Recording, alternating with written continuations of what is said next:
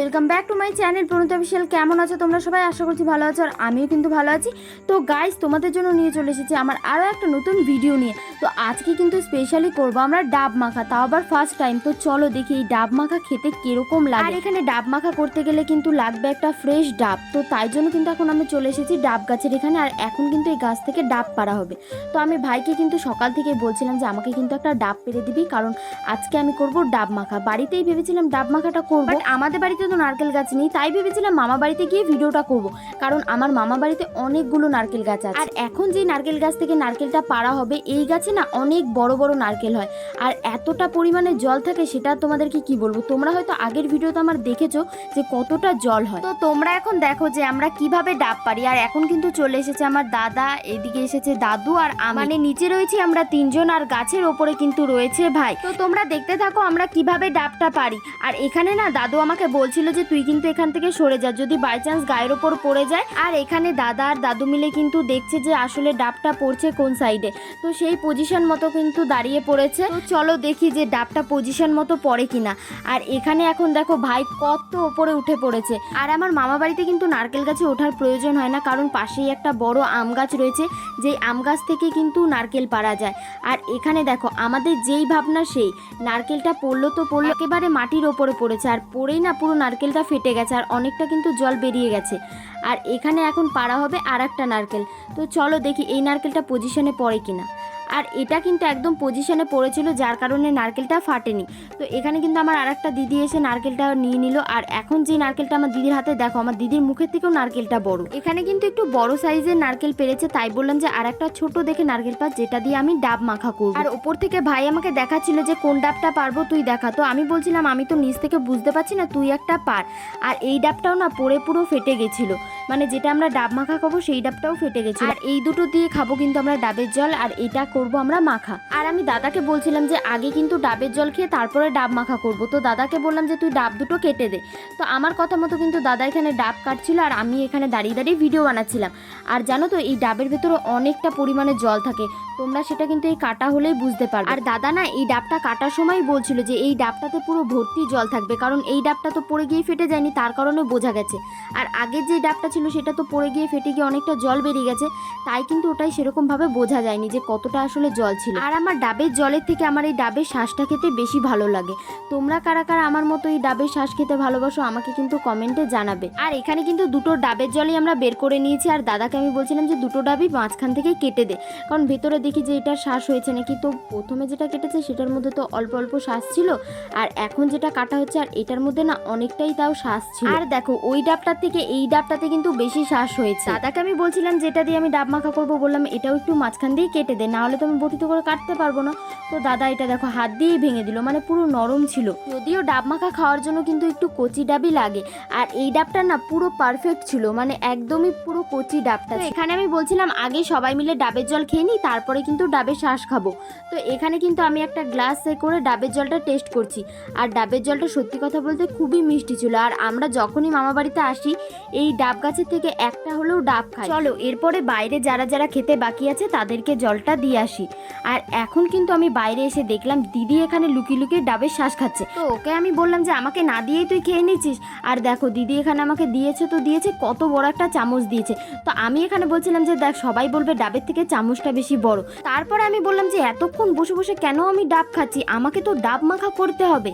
আর এখানে দেখো এখন চলে এসেছি আমি ডাব মাখা করার জন্য। ডাব মাখা করতে এসে আমি কতক্ষণ বসেছিলাম জানো, আমার কেউই ক্যামেরা ধরে দিচ্ছিল না, মানে কাউকে আমি দেখতে পাচ্ছিলাম না, আমার আশেপাশে কেউই ছিল না। তারপরে অনেকক্ষণ পর দাদা এলো, দাদা বা দিদি কেউ একজন আমাকে ক্যামেরাটা ধরে দিয়েছে, আমার সেটা ঠিক মনে পড়ছে না। আর এখন দেখো আমি ডাবের যে চোকলাটা রয়েছে তো সেটা কিন্তু কেটে ফেলে দিচ্ছি। এরকমভাবে আই থিঙ্ক ডাবটা মাখাতে হয়। আমি এর আগে কোনোদিনও মাখাইনি, মানে ভিডিও দেখেছি বাট আমি কোনোদিনও মাখাইনি। তো এখন দেখো এরকমভাবে পিস পিস করে কেটে নিতে হবে। আর মামা আমাকে বলছিল যে এগুলো না মাখিয়ে পেয়ারা আছে শসা আছে এগুলো মাখিয়ে খায়, এগুলো আবার মানুষে খায়। সেটা শুনে কিন্তু আমি আবার একটু কাঁচাটাই টেস্ট করে নিচ্ছিলাম যে কেমন খেতে লাগে। তারপরে দেখলাম যে এতটা কষ্ট ছিল, দাদাকে বলছিলাম এটা মনে হয় আর খাওয়া যাবে না, আপাতত এই কটাই মাখাই, কারণ আমি ভিডিওতে দেখেছি আমার না খুব লোভ লাগছিল যে এই ডাব মাখা খাবো আমি একদিন। তারপরে ডাবটাকে ধোয়ার জন্য নিয়ে গেছি, তারপরে দেখছি যে এরকম নীল নীল জল বেরোচ্ছে। তো আমি ভাবলাম এটা অবভিয়াসলি কষ হবে, তাই জন্য 15 মিনিট ভিজিয়ে রেখেছি। আর 15 মিনিট পর দেখো জলটা পুরো কালো হয়ে গেছে, মানে এতটা পরিমাণে কষ ছিল। এরপরে কিন্তু এখানে নিয়ে নিয়েছি শিলনোড়া, আর যে পিস করে রাখা ডাবগুলো ছিল সেগুলোকে কিন্তু ভালো করে থেতো করে নিচ্ছি। আর তোমাদেরকে একটা কথা বলি, তোমরা যদি কখনো এই ডাব মাখা ট্রাই করো, তোমরা না একটু সাবধানে থেতোটা করবে, কারণ থেতো করার টাইমে ছিটে ছিটে চলে যায়, আর যদি বাই চান্স জামা কাপড়ে লেগে যায় সেখান থেকে না আর ওঠেই না, কারণ এটা আমার সাথে হয়েছে। আমি যখন ডাবগুলোকে থেতো করছিলাম তখন না আমার পুরো নাইটিতে ছিটে ছিটে লেগেছে, যেটা আর ওঠেইনি, আর মামি বলছিল এটা আর উঠবেও না। আর এখানে কিন্তু অলরেডি আমি মাখানো শুরু করে দিয়েছি। এখানে আমি দেওয়ার মধ্যে দিয়েছিলাম নুন, চিনি, লেবু পাতা, আর দিয়েছিলাম একটু বেশি করে তেঁতুল, কারণ এটাতে তো অনেকটা কষ্ট ছিল, কারণ আমি প্রথমে ট্রাই করে দেখেছি, তাই জন্য কিন্তু তেঁতুলটা একটু বেশিই দিয়েছিলাম। আর এখানে না একটু বেশি করে চিনিও দিচ্ছিলাম, কারণ তেঁতুলের সাথে একটু বেশি চিনি না দিলে না খেতে সেরকম ভালো লাগে না। এরপরে কিন্তু আমি মাখিয়ে নিচ্ছিলাম, আর এখানে না একটু টেস্ট করে দেখলাম যে কি কম আছে, তারপরে দেখলাম যে নুনটা একটু কম কম লাগে, তাই কিন্তু এখানে দিয়ে দিচ্ছিলাম আর একটু নুন। তো নুন দিয়ে কিন্তু ভালোভাবে মাখিয়ে নিতে হবে, আর মাখিয়ে নিলেই রেডি কিন্তু আমাদের ডাব মাখা। তো দেখো গাইজ, আমার কিন্তু ডাব মাখা পুরো রেডি হয়ে গেছে। আর দেখো ডাব মাখাটা দেখেই কিন্তু জিভে জল চলে আসছে, দেখতে যতটা টেস্ট লাগছে। তো চলো এবার সবাইকে ডেকে খাওয়াই যে কিরকম লাগছে খেতে। তো এখানে কিন্তু আমি দিদিদেরকে সবাইকে ডাকলাম যে কে কে ডাব মাখা খাবি। অনেকে আবার কিন্তু খায়ওনি, মানে যেরকম আমার ভাইরা ছিল খায়নি, বলছে ডাব মাখা আবার কেউ খায়। তো এখানে আমি কিন্তু খাচ্ছিলাম, আর দিদিকে বলছিলাম যে তুইও দেখ খেয়ে যে কিরকম লাগে। দাদা এখানে আমাদেরকে বলছিল যে তোরা শুধু খেয়ে যাচ্ছিস, খেয়ে একটু এক্সপ্রেশন দে যে কিরকম লাগছে, তাই কিন্তু আমি আবার একটু এক্সপ্রেশনও দিয়ে দিলাম। আর সত্যি কথা বলতে ডাব মাখাটা খেতে কিন্তু খুবই টেস্ট হয়েছিল। তোমরা যদি এখনো ট্রাই না করে থাকো একবার ট্রাই করো। আর এখানে কিন্তু আমি একাই বলছিলাম না যে ভালো লাগছে, এখানে সবাই বলছিল যে খুবই ভালো লাগছে। দাদা এখানে আমাকে বলছিল যে বল আমরা খাচ্ছি, আমাদের সাথে পেছনে ছাগলগুলো খাচ্ছে, আর ছাগলগুলোরও খুব ভালো লেগেছে। আর আমার দাদা না সবসময় এরকম মজার মজার কথা বলে। তো চলো খেয়ে দিয়ে তোমাদের সাথে দেখা হচ্ছে। তো আমাদের কিন্তু খাওয়া হয়ে গেছে, আর এখানে দেখো থালাটা পুরো ফাঁকা হয়ে গেছে। আমি এটাই বলছিলাম, ডাব মাখা খাওয়ার পর কিন্তু ভিডিওটা আর আমি কন্টিনিউ করিনি, একেবারে বিকেল থেকে ভাবলাম আবার শুরু করি। তো এখন কিন্তু বিকেল হয়ে গেছে, আর এখন আমরা যাচ্ছি একটা মামা বাড়িতে ঘুরতে। আর এদিকে কিন্তু আমরা রাস্তায় বেরিয়ে পড়েছি, আমি, দিদি, আর ওখানে আসছে আমার আর একটা দিদি, আর ওই যে মা আর আমাদের আবির পাপা হেঁটে হেঁটে আসছে। তো চলো এরপরে মামা বাড়ি যাওয়া যাক। আর এখানে না বিকেল বেলাটা দেখতে এতটা সুন্দর লাগছিল না, সূর্যটা দেখো তোমরা একবার। আর ওখানে জামাইবাবু দেখো তোমাদেরকে টাটা করে দিল। আর এরপরে আমরা কিন্তু মামা বাড়ি থেকে বেরিয়ে পড়েছি আর একটা মামা বাড়ি যাওয়ার জন্য।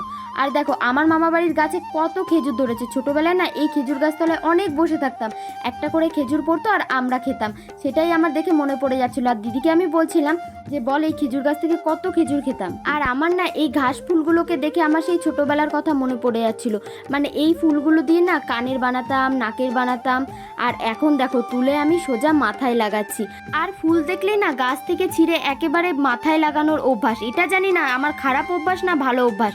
যদিও এটা খারাপ অভ্যাস, কারণ গাছের ফুল গাছেই বেশি ভালো লাগে, বাট আমি যদি কোনো ফুল দেখতে পাই আমি সোজা নিয়ে মাথায় লাগিয়ে নিই। আর রাস্তা দিয়ে যাওয়ার সময় দিদিকে বললাম ওই দেখ একটা হলুদ ফুল ধরে রয়েছে, আমাকে একটা ফুল ছিঁড়ে দে না।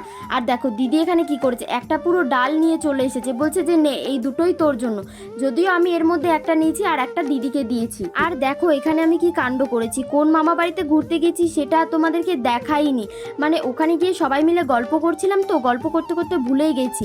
আর এখন কিন্তু আমরা আসছিলাম বাড়িতে, আর বাড়ি আসার সময় মনে পড়লো যে আমি তো একটা ভিডিও বানাচ্ছি, তাই আবার ভিডিওটা এখান থেকে শুরু করলাম। আর এখন কিন্তু আবার সবাই মিলে আমরা চলে যাচ্ছি বাড়িতে, না না আমাদের বাড়িতে নয়, আমার মামা বাড়িতে। আর আমরা যেই মামা বাড়িতে ঘুরতে গিয়েছিলাম সেখানে না সন্ধ্যা হওয়ার আগে আগেই বেরিয়েছিলাম, কারণ রাত হয়ে গেলে তো অন্ধকার হয়ে যাবে, আর এখানে রাস্তাঘাটগুলো পুরো অন্ধকার থাকে, একটা লাইটও নেই রাস্তাঘাটে, তাই বললাম যে সন্ধ্যা হওয়ার আগে আগেই কিন্তু আমাদেরকে বাড়ি পৌঁছাতে হবে। তো চলো আজকের ভিডিওটা এখানেই শেষ করছি। ভিডিওটা যদি ভালো লেগে থাকে তো অবশ্যই like, comment, share and subscribe করে দিও। চলো বাই, দেখা হচ্ছে নেক্সট ব্লগে।